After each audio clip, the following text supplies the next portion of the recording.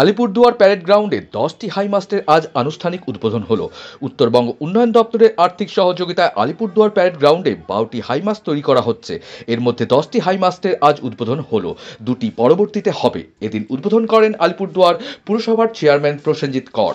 আলিপুরদুয়ার পৌরসভার উদ্যোগে এবং এনবিডিটির সহযোগিতায় আজকে প্রথম পর্যায়ে এখন আমরা প্রায় 10খানায় হাইমাস্ট টাওয়ার উদ্বোধন করলাম। আগামী দিনে আরও 2খানা লাগানো হবে।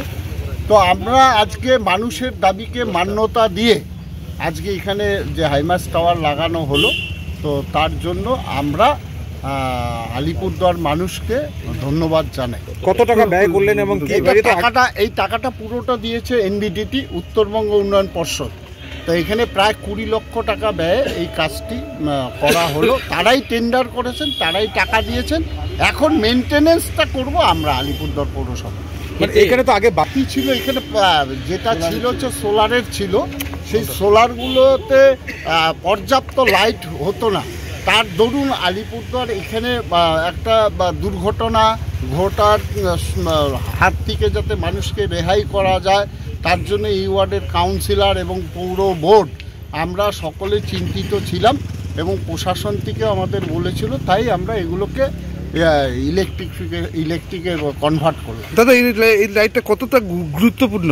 এই লাইটটা আপনারাই জানেন যে আলিপুরদুয়ারের এটা হার্ট, এটা কেন্দ্র, এটা ফুসফুস মানুষের প্যারেড গ্রাউন্ড, তাই এটা তো গুরুত্ব তো অবশ্যই থাকবে। চেয়ারম্যান সাহেব বললাম এটা তো সংস্কার নতুন করে লাগানো হয়েছে। লাইটগুলো পুরো চেঞ্জ করা হয়েছে, পোল লাগানো হয়েছে নতুন করে, এখানে আরও 2টো পোল লাগবে। তা এই পুরো সিস্টেমটাই চেঞ্জ করা হয়েছে। কতগুলো লাগানো হবে এখানে? প্রায় এখন প্রথম 10খানা, আরও 2টা লাগানো হবে। কি বলবে? ভালো, খুবই ভালো। পরিবেশটা তো খুব খারাপ হয়ে যাচ্ছিল, এখন মনে হয় ঠিক হবে, আশা করা যায়। ভালো হলে নোংরামিটা কম হবে, এটা উল্লেখযোগ্য। আরেকটা জিনিস হচ্ছে উল্লেখযোগ্য, সকালে বিকেলে যে মেন রোডের সাফাইটা হয়, এটা কোনোদিনই হয় নাই, এটা খুব প্রশংসনীয়।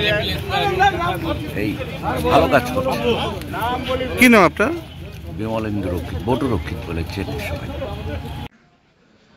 Bureau news, AVN 24x7, Alipurduar.